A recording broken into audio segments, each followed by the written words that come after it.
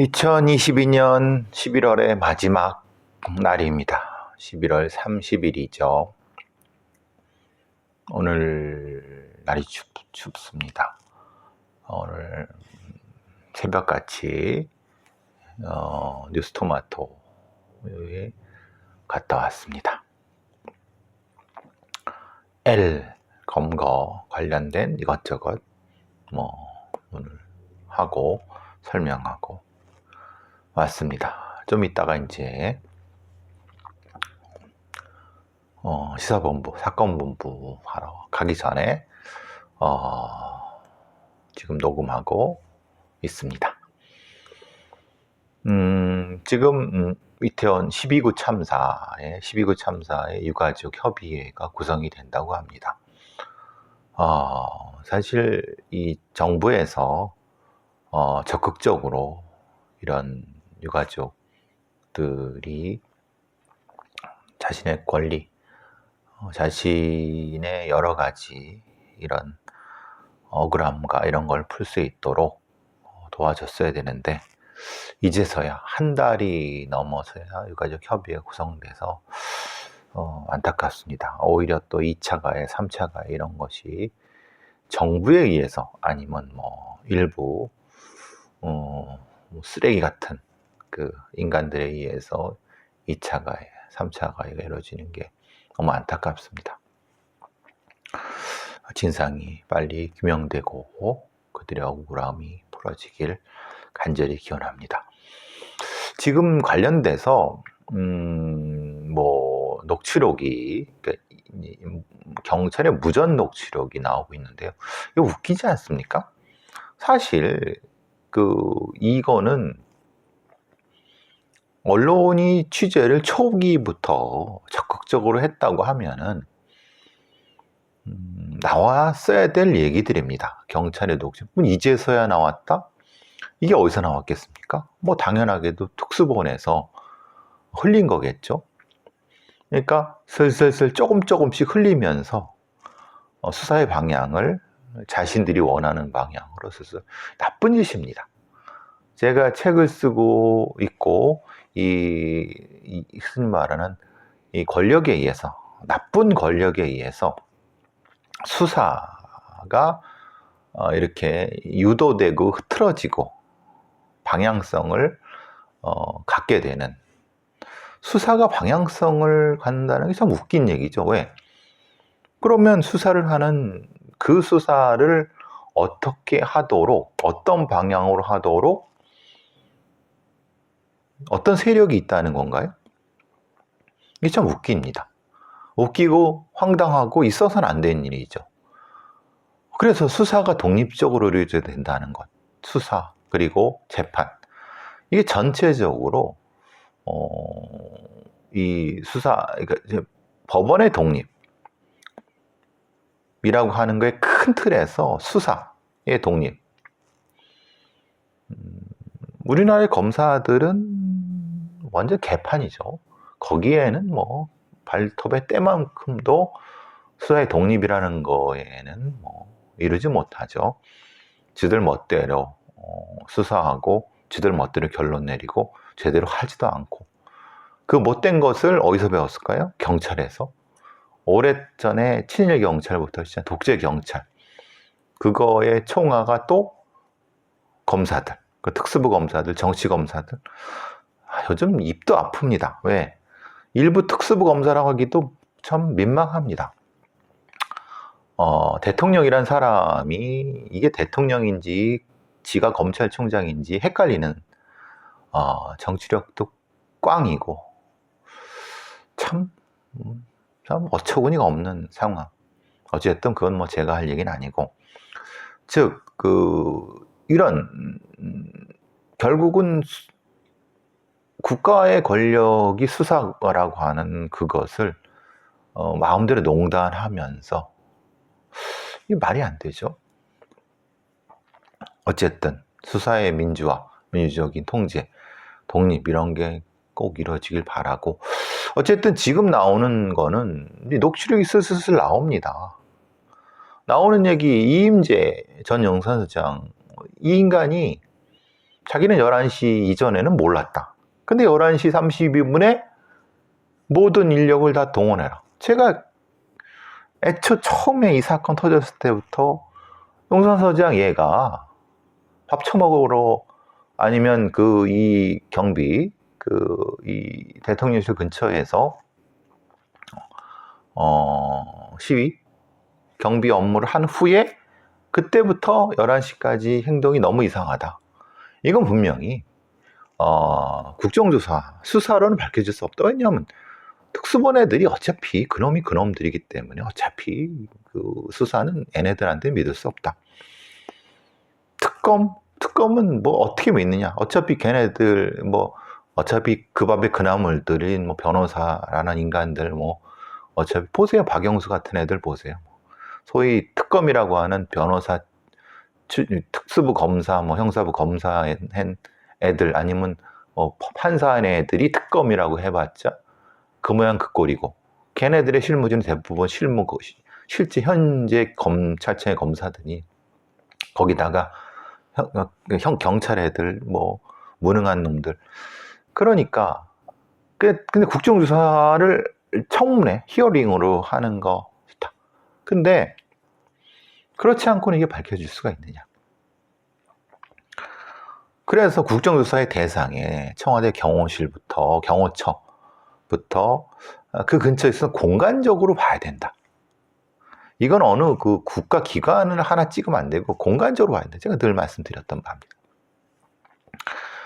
지금 도대체 이 언론이라든가 아니면 이걸 하는 애들이 모르고 있는 거죠. 뭘 봐야 될지도 모릅니다.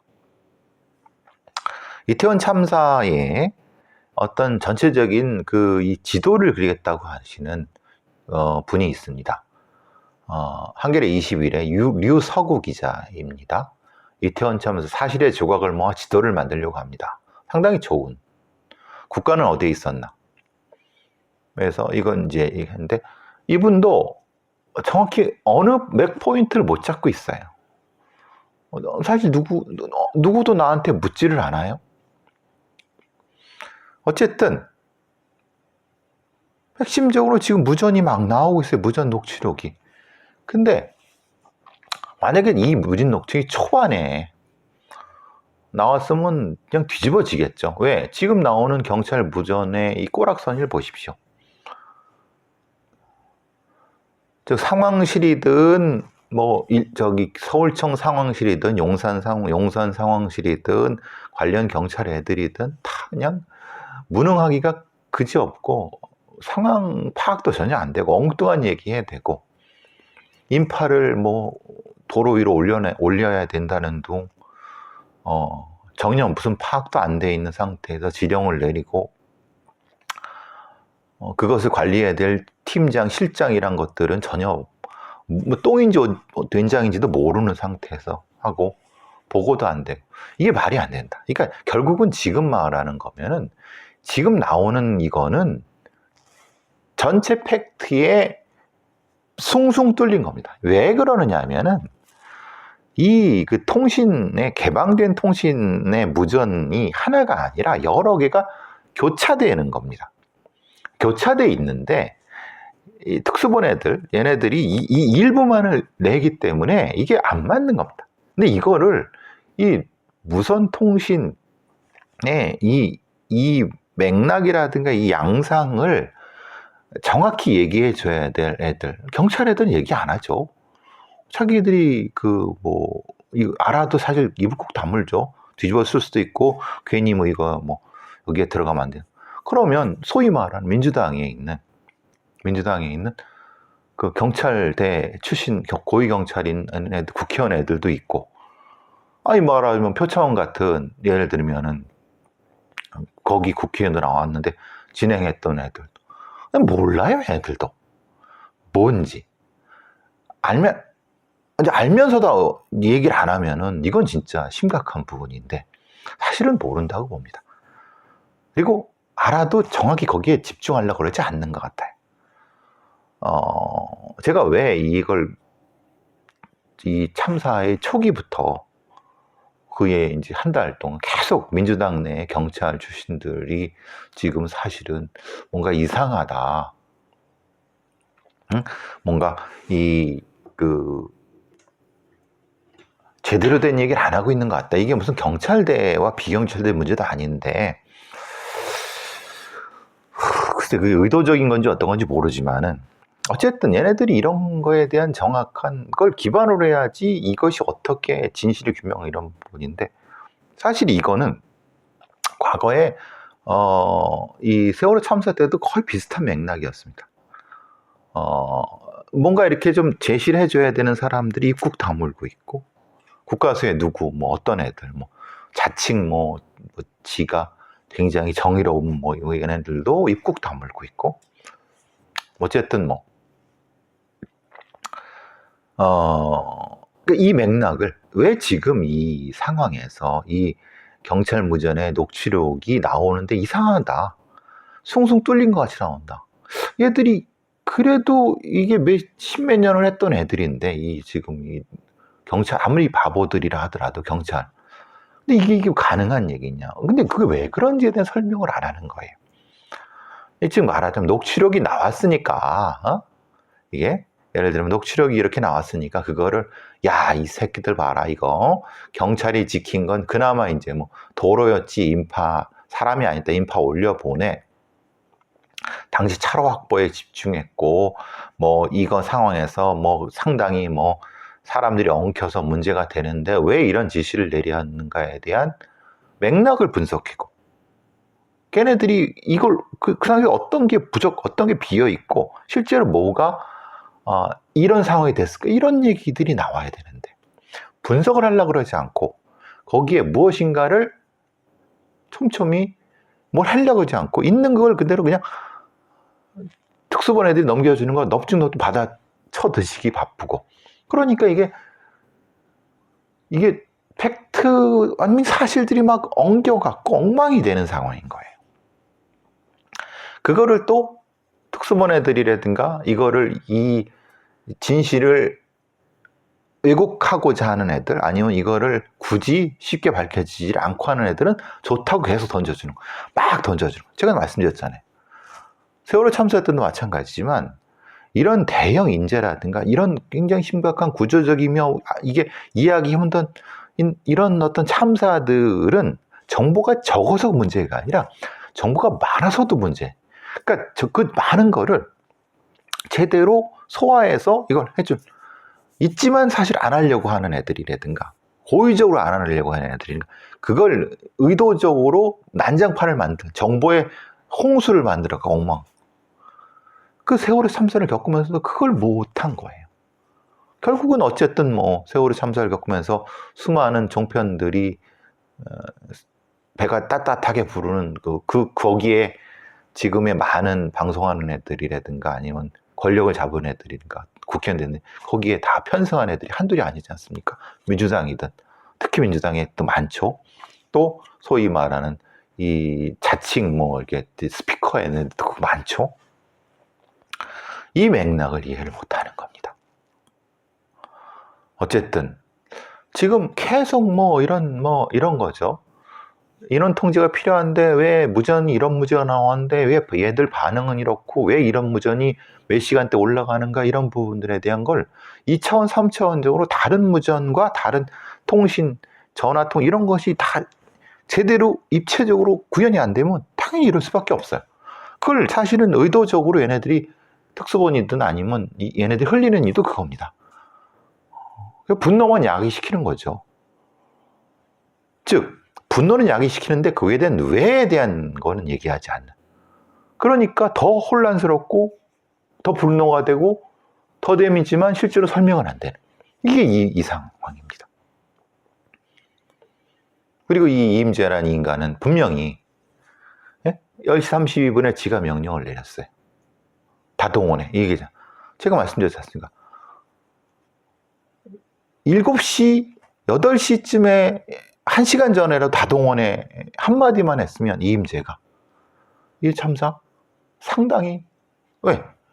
걔들 동원해서 몸으로라도 툭툭 쳐내고 막 했으면 되는. 그죠? 근데 이임재는 뭘 합니까? 상황 파악이 안 돼서 그냥 뭐 모르는 말도 안 되는, 와, 참, 대한민국의 경찰서장 총경이라는 인간이 저 따위 말을 한다는 게, 생각해 보십시오. 경찰서의 경력을 수십 명 혹은 수백 명까지는 아닌 수십 명을 동원하는데 도대체 저게 이 상황이 뭔지를 모르고 자기가 동원 명령을 내렸다는 거예요. 야, 지나가는 개새끼가 웃어도 시원찮을 건데 그 얘기가 뭔지를 몰라요. 그걸 또 그렇구나. 이 새끼들 다 거짓말하는 겁니다. 이임재부터 시작해서 관련된 놈들은 이걸 다 그렇게 흘리는 놈들이래. 이걸 제대로 담지도 못하고. 지금 이 상황을 보세요. 그 관련된 그 상황실에 있던 애들이라든가 이런 용산서에 있는 애들 다, 그 간부급 이상의 애들은 거의 대부분 다 거짓말입니다.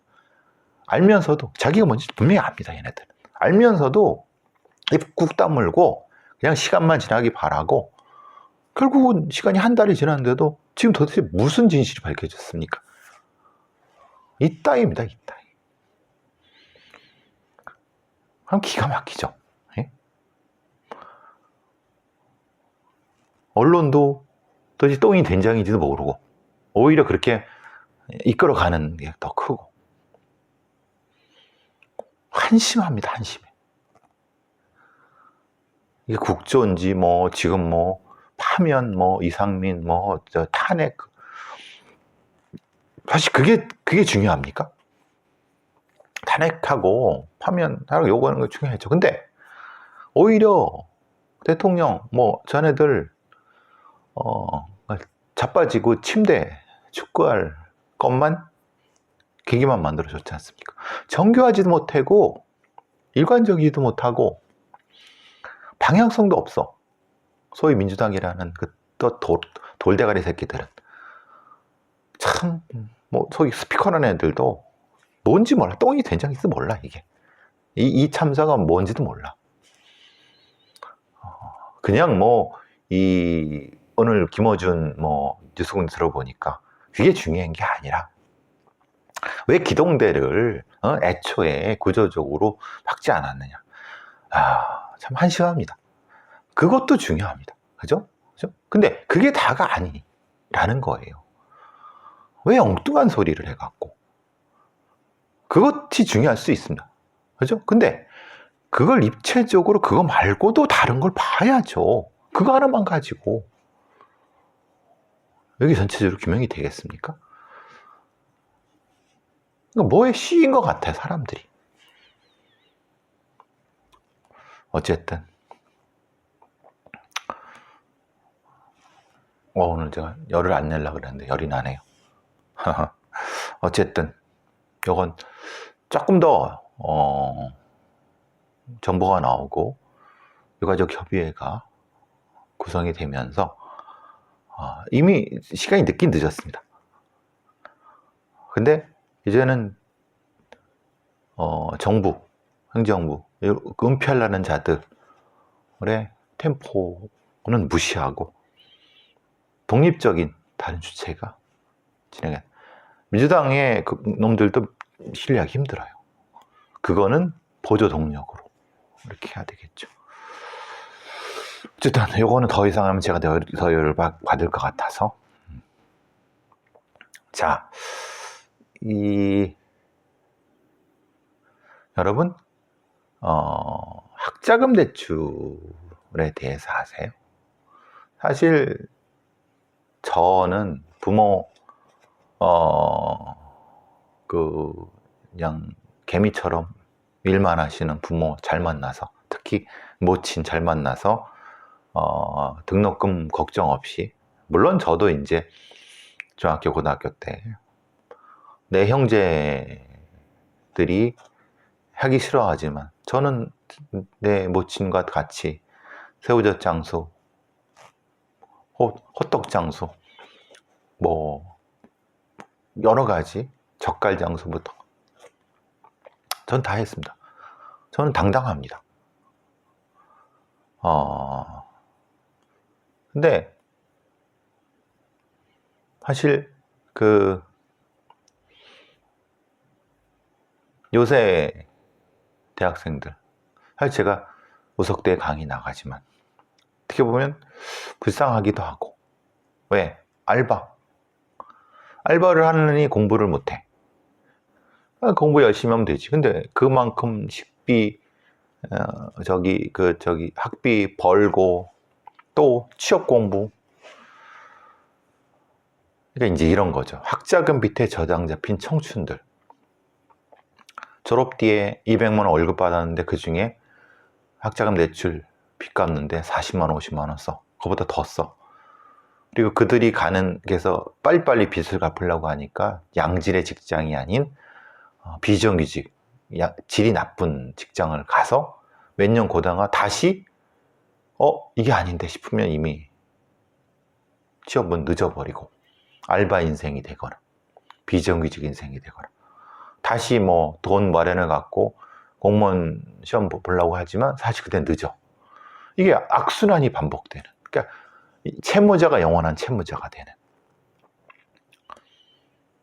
미국 사회에서 학자금 탕감 운동, 뭐 무상교육 운동들이 터지긴 하지만은, 그리고 우리나라의 웬만한 대학 교육 상위 몇 퍼센트 빼고 다 쓰레기들이죠.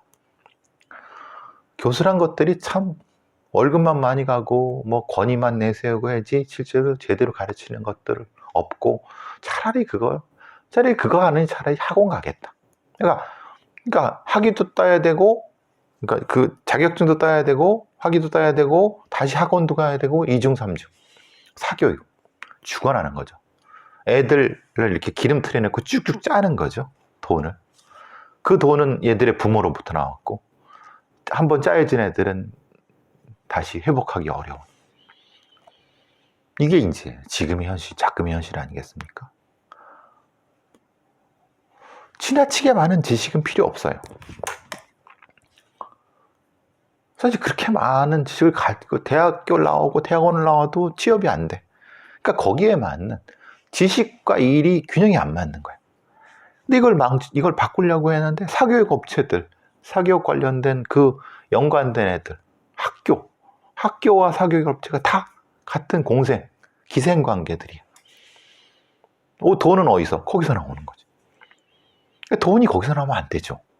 돈은 양질의 노동력을 제공해서 그로부터 만들어진 기업으로부터 돈이 학교로 나와야 되는 거죠. 학생들이 자기의 그 근육과 기름을 짜서 처발라갖고 학교를 세우는, 학교를 먹여 살리는 우골탑. 이게 대한민국의 큰 문제 중에 하나 아니겠습니까?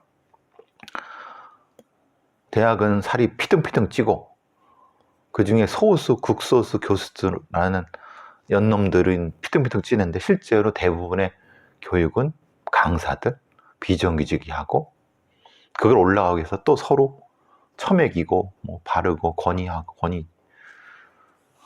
뭐 이런. 이게 지금 대한민국의 꼬락선이 아닙니까? 오늘따라 이렇게 열받는 얘기를 많이 하죠. 참, 이 대학생들 보면 좀 안타깝습니다. 제가 더 가르쳐주고 싶어요. 근데 이 사람들은 너무 힘들어. 제가 가르칠 수 있는 것도 한계가 있어. 쓸모없는 지식들만 넘쳐나고, 무능한 교수란 새끼들 넘쳐나고, 오히려 학교라는 것들이 애들 고열만 짜내고, 직장 가도 제대로 된 직장이 아니야. 도로 댕겨 계속 알바야. 서울 4년제 대학의 기본 비용이 입학금, 등록금, 교재비, 주거비, 식비, 교통비, 통신비, 생필품 합쳐서 1억 2천이라고 합니다. 4년. 1억 2천 어디서 봅니까? 나온다고 해서 직장을 갖느냐? 또 학원 다녀야 돼요. 스펙 쌓아야 돼요. 그래도 가도 겨우 인턴이에요. 그나마 그래서 대부분 많이 가려는 게 공무원. 공무원도 제가 이제 면접 얘기했지만, 그 면접 또 배우려면 또 돈을 내야 돼. 대학은 도대체 뭘까요? 부채, 묻지마 취업. 학자금부채가 묻지마치 청년들의 기름을 짜고 이걸로 대신하고자 합니다. 마무리는 캠퍼스가 알바족과 명품족으로 양극화됩니다.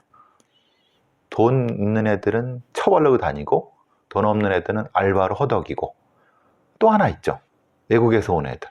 그걸 중간에 뭐 중국에서 돈 많은 애들 있지 않습니까? 거기서도 좀 사는 애들 한국에 와서 먹고 놀고 다니고. 세 부류가 있죠. 세 부류가. 그런데도 학식이 얼마인지 압니까? 지금 5,500원, 6,000원. 바깥에 나가면 한 7,000원, 8,000원. 학식이 6,000원이면 그게 학식입니까? 마지막으로 딸학비가 500만 원을 못 빌려갖고 목숨을 끊은 엄마가 있었습니다. 한 저수지에 승용차를 타고 딸과 함께 5년 전에 목숨을 끊은 엄마인데 광주 사립대에 다니던 딸의 등록금이 마감일을 앞두고 500만 원을 빌리지 못해서 엄마와 딸이 같이 저수지로 풍덩 돌아가셨어요. 대한민국의 현실입니다. 지금은 더해겠죠?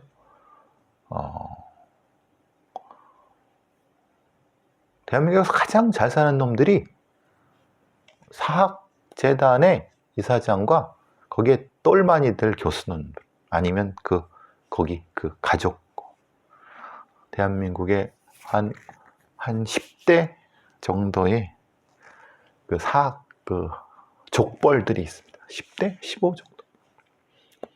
걔들이 가지고 있는 현금은 엄청납니다. 제가 뭐 사회주의, 공산주의 얘기하나요? 같이 먹고 삽시다. 저는 사회주의자도 아니고 공산주의자도 아닙니다. 근데 적어도 우리 애들한테 이런 사회는 아니지 않나 싶습니다.